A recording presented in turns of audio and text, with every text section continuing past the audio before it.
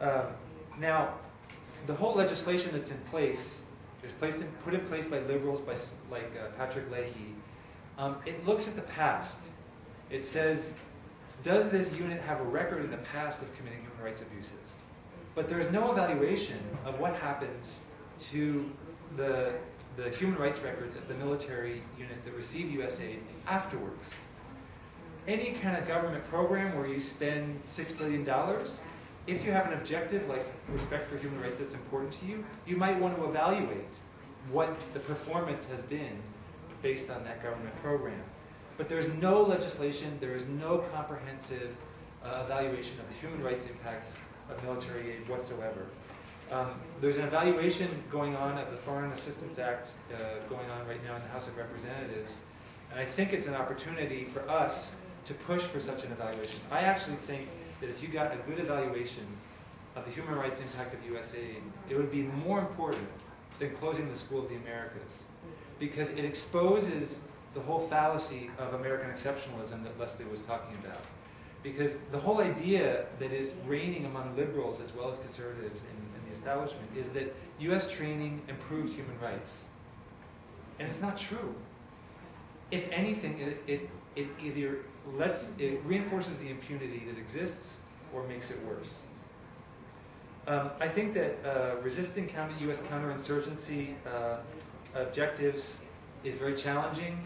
President Obama has, as Leslie said, basically already indicated his support. But because 3/4 of the aid is for counter-narcotics objectives, and because the drug war has been such a failure on its own terms, and because there is increasing Latin American opposition to the drug war, there's been very interesting declaration just recently by 3 former Latin American presidents from Colombia, Mexico, and Brazil. These are not progressives by any measure, saying that the drug war has been a failure, that the repressive measures don't work, and that there should be much more emphasis placed on treatment.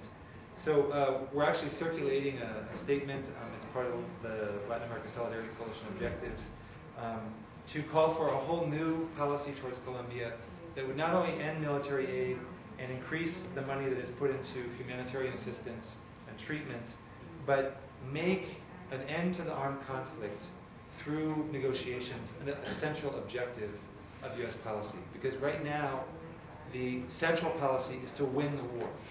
That's what the U.S. is supporting right now in Colombia. So there needs to be a sea change before we can really see a difference in that.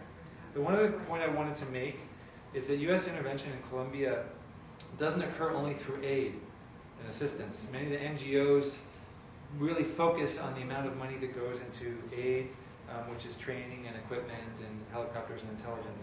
But it also comes through direct operations and troop presence.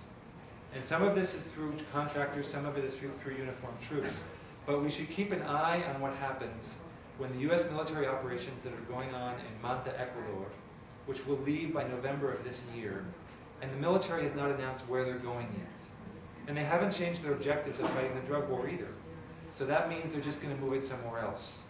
And there's a number of airfields in Colombia that are a very possible destination.